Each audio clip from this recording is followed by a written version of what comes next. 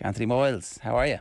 I'm good, gents. How are you doing? What do Kildare need to do? Can Kildare beat this Dublin team? Like, are we underrating the Dublin team and their lads who have 9 All-Irelands and going, oh, this could be close this weekend, as opposed to like 9 All-Irelands for some of these lads? Not yet. 8. Yeah, 8, yeah. Sorry. Go on, Owen. There is a big difference between 8 and 9. Huge. There is. It's a seismic difference, Seismic, really. yeah. You know, when you think about it. If you have 8 just hanging around, you're like, I really, I never got that 9th. Can't possibly retire at 8. No, couldn't possibly do it.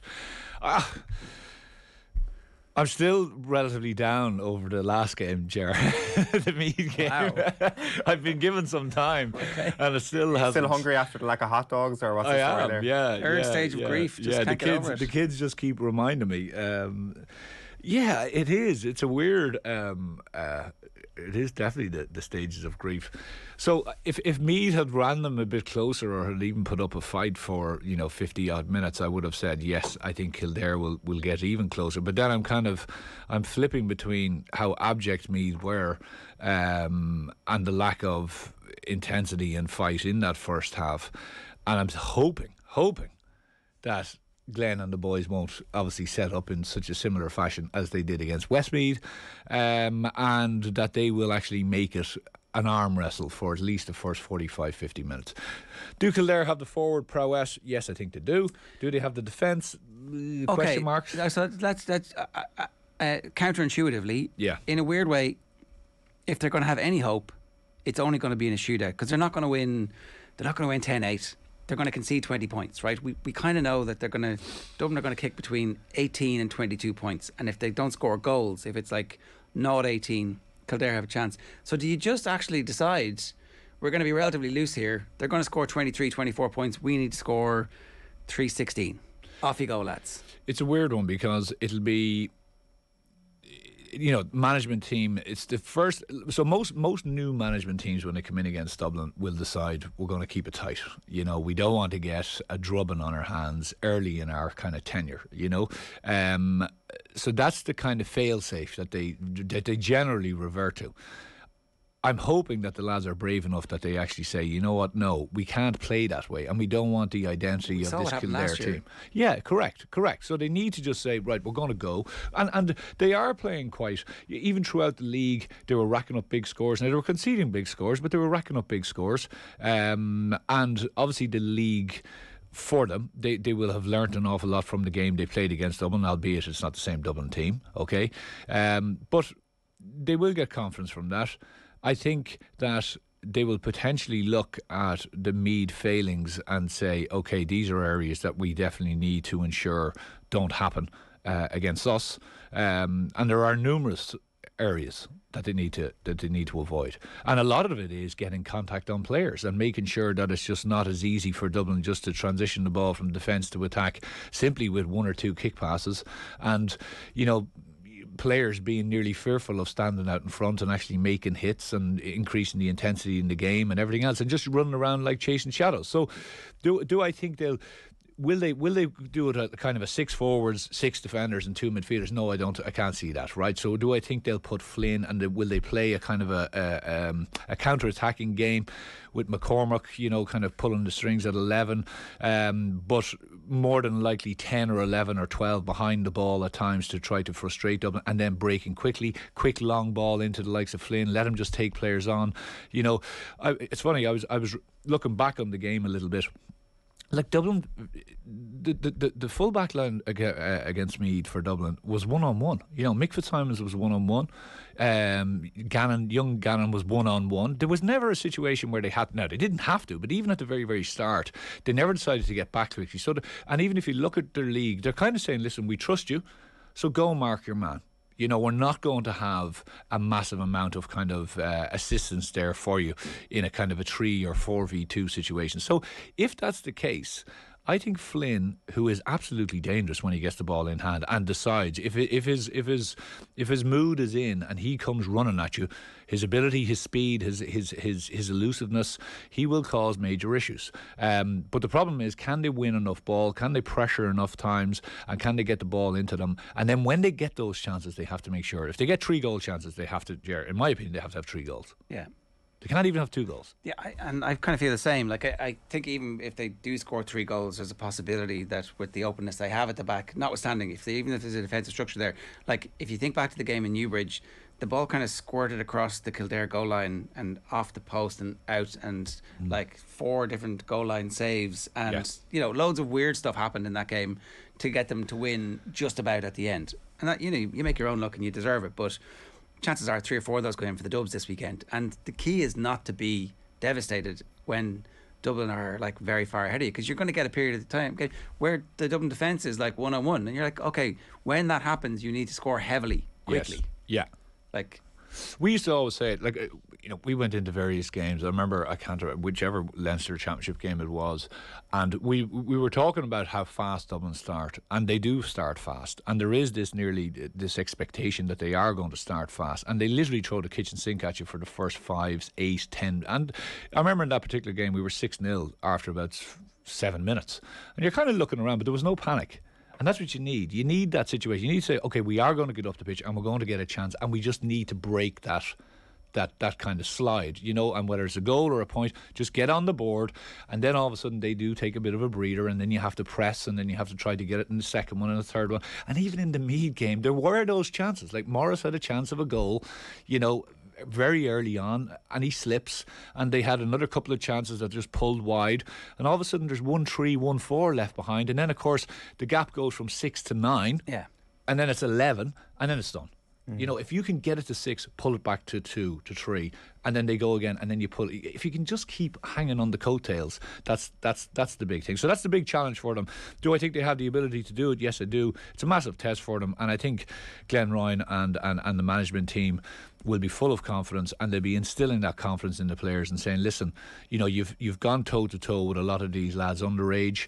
Definitely Kildare are going in an upward trajectory. You can see it with the minors, the 20s, everything else. So there's a great feeling around the county, and they're buoyed by that. So I think I'm hoping that they can make it a good, strong game. Like you mentioned, the missed chances for Meath, it still ended up being the biggest concession in 5 years for Dublin in the Leinster Championship at the end of the day. So on that defensive question for Dublin, it's frustrating that we're 2 games in and we've still yet to see them under any pressure, so we don't actually know what they're going to do. But there were times in that game against Meath, just because I was in the stadium, Merchant was the extra man dropping back. I don't suspect that's going to be their tactic going forward. Apparently in Wexford Park, Gooch was saying in the Sunday game that Johnny Cooper was their extra man back there. So again, we have to wait to see when they're in a pressure scenario what their plan is.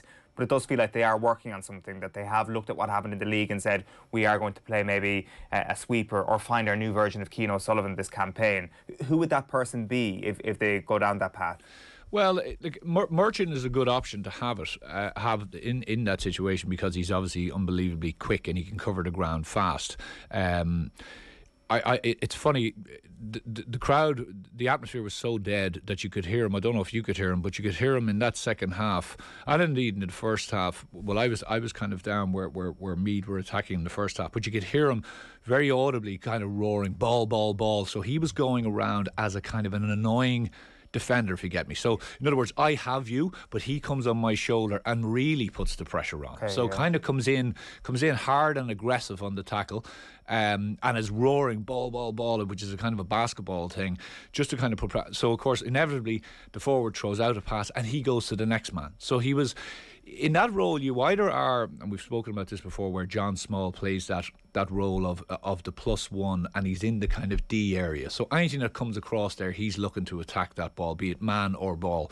Whereas Merchant was more of a, as I said, a kind of a fly that you just couldn't swat away. He was just going everywhere. He was literally going to the corner, back out.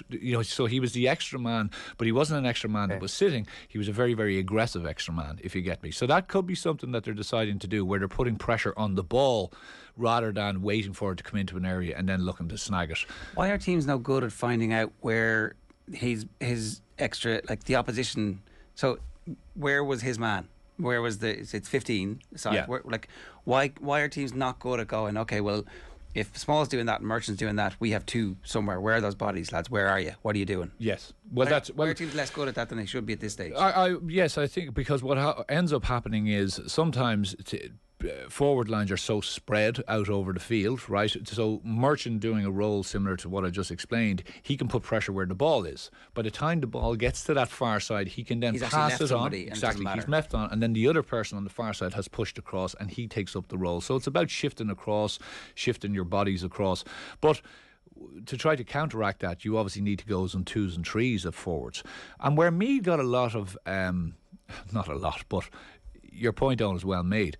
They got more, I suppose, luck and you know, kind of achievement rather than a lot of other teams was. And if you look at some of the scores that Dublin conceded, if you are Dessie Farrell, you're looking back and saying, actually, when they were coming at little angles, you know, and a little bit of pace, and fellas running at different angles, little pop passes, they were kicking some relatively easy scores, you know. So there was I was watching 4 or 5 examples where it was just very, very simple. Tomas O'Reilly would get the ball, he'd kind of drift in, a man would cut across him at an angle, he'd either pivot, pass him that pass, another man coming runner, and then it just stuck over the bar. And I was kind of going, wow, that was easy. Now, you have to counteract that with where Dublin just saying, listen, we just don't concede any goals here, you know, and we just make sure that we don't mind you kicking points. You can kick them out there all day long, but you're not getting in here. But there were still a number of chances. Morris, as I said to you, had probably 2 or 3 chances. The one where, you know, he's predominantly left-footed, and Mick Fitzsimons knew that. Do you remember the one where he went on his right and he blasted it wide on his right? That was the second one. So there was probably a concession of possibly 2 to 3 goal chances, which you would feel, Ger, that if Kildare get them, as I said, they have to make sure that they achieve and get the 3 points on the board. Yeah, I think Kildare supporters are relatively comfortable with the quality of forwards we have, like, really, for the first time in my lifetime. It's like we have a lot of forwards who can who aren't going to miss when the ball is like in the D. They're you know. Can I just say on that as well? You have your 3 forwards that for me had to start your full forward line. But the way Gaelic football has moved over the last little while, if you want to play some sort of defensive system, you're essentially sacrificing one of those full forwards. So Kildare are either going to sacrifice one of their players in their best line of their team, or they're going to end up taking one of those corner forwards and asking him to do a role that he just can't fulfil. So in many ways, Kildare are backed into a corner where they have to just go for it on Saturday. Yeah. Like, it's the only way that it suits his team. Otherwise, it just wouldn't make sense with the players that Glenn Ryan has at his disposal. Yeah, I think you will find that they have 4 up more often than not. You know, so they'll have a 2.5 forward line and a 2 in the full forward line. Or what they might do is they might do, you know, a 1-1 and then 2 inside. So McCormick will be sitting and they'll have 1 out in front of him. But you're right, there's a lot of onus then on 10 and 12. You know, 10 and 12 will do a serious amount of hard work, and that's just a given in this day and age. Midfield will be under pressure, and midfield will have to at least break even, because it's an area whereby I don't think Evan Comerford was pressured enough by Meath on kickouts. Absolutely not. He got so many away just out to his right, out to James McCarthy. I do not know what the setup was doing, but he got so much. Remember, he just kicked him out to his right hand side. McCarthy came down the line and just played like it was nearly like under 12 stuff. Another just straight ball.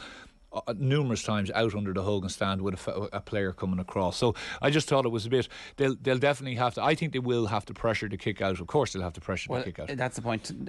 Thomas O'Connell on YouTube says the 2 most recent games where Kildare got the biggest beatings were Dublin last year and Mayo this year. Both times they allowed them to win their kick out and walk up to the 45 with it. It can't happen. Again, like I don't know how.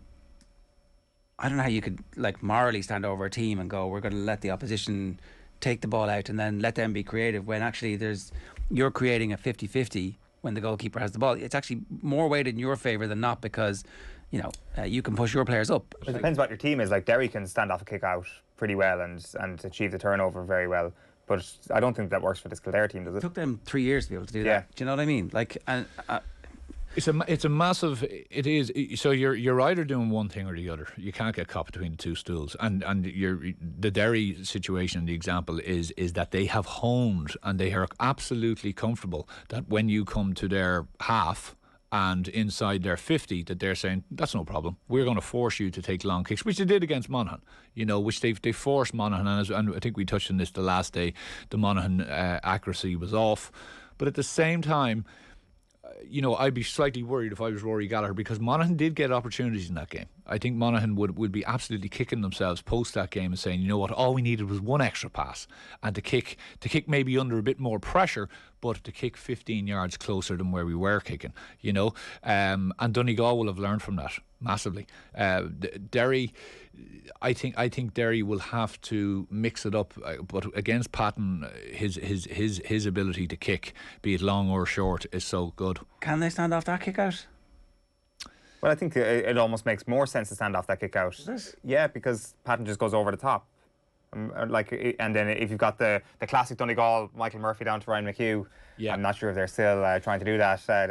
Maybe based my analysis on 8 years ago, but there's definitely that potential with that Donegal kick out to just go over the top. They've thrown it in a number of times. Even in the league, they've thrown it in, and it is a weapon to have when you least expect it. I think there probably is. I think Derry will decide, you know what, let's just give it to him. I think there's opportunities when they can pressure it, right? And that's what they decide to do. They'll decide at certain times we're going to do it. I think Kildare can't decide that. I think Kildare just have to say, we're literally going to try to get it as much as possible. We're going to die on our shields. Correct. And I think people will be happy with that. So into the Derry Donegal game, right? We're now thinking of, because of what happened last year, as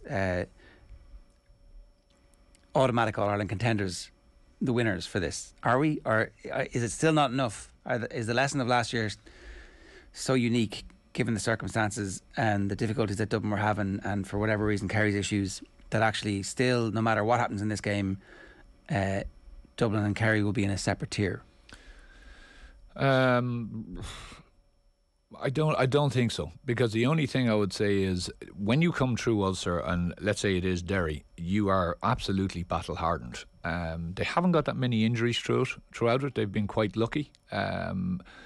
It depends on how, I suppose, taxing this game is, which you would believe that it's going to be massively taxing. Can they recover? Have they got the ability to recover in a short space of time? But whereas Kerry, who I know we'll touch on this, will probably come in absolutely relatively easily, right? And you would imagine, depending on what we just spoke about, Dublin, if they do come through, will want a test. They'll want a test from Kildare. Like, they'll want a game where they only win by 2 or 3 points, because all of a sudden they have gone to the places where they need to go to, which you never go to, by the way, in training, and neither you really go to it in league. You only go to those dark places in championship, and they need to go to those places to really test themselves and to right the wrongs of the league and to right the wrongs of last year and to say, no, we are back.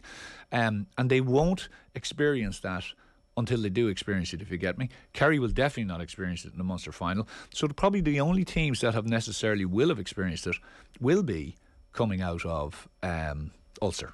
So for that point, I think, yes, you have to consider them, absolutely. But then the flip side of the coin is, of course, that they've come through some serious battles and tiredness and all those different things, and maybe some injuries. But I think in this day and age, players are so conditioned, they're so fit, they're well capable of motoring along nearly week by week, that I don't think it's a massive issue. We have been complaining about the structures of the championship, but there's 8 weeks today to the All-Ireland football final. Well, the championship starts this weekend, maybe the weekend after, really, the first round of the qualifiers, but it feels that it gets going now. I think so. It gets going now. And, people I've seen lots of people bemoaning the fact, I was obviously, as you know, lads know, involved with the CPA, and, as a player, you don't want 3-4 weeks between games. You want let's go, let's get it done week by week. There's lots of sports that play week by week, and sports much more, shall we say, taxing and physically demanding than GAA is, and you just get on with it. So Derry Donegal, I think Donegal are licking their lips. Like, Donegal are absolutely licking their lips coming into this one. I think they're sitting pretty. They haven't set the world alight. Even the last day, I thought, Murphy and McBrearty were okay. Only when they put Murphy in full forward did they really start kind of making hay. But they were able to make that strategic change and tactical change, and it worked very, very well for them. And they can do that to you. I thought McHugh and a number of their bigger players the last day weren't fantastic, but they're really building, and they're building some good backs, some very, very good defenders. They just seem to have a lovely kind of just a list of guys that are able to come in and take up roles and slot into the way they play. And you know, we were just touching on Derry there, and it's taken Derry 3 or 4 years. Well, the Donegal blueprint has been there for the last number of years, and it's just, as I say, fellas just slip in and just go, yeah, I know what I'm meant to do, and it's fine, and we know the way we play, and away we go. Rory Larmour's not having it. He says Derry having a fantastic defensive system is a myth. 15 men inside the 40 yards, concede 17 points and give up the same amount again against Monaghan.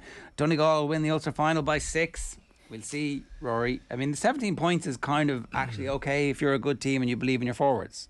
Well, and I think that's their idea. They score goals. Their idea is that they will break hard and that they will open you.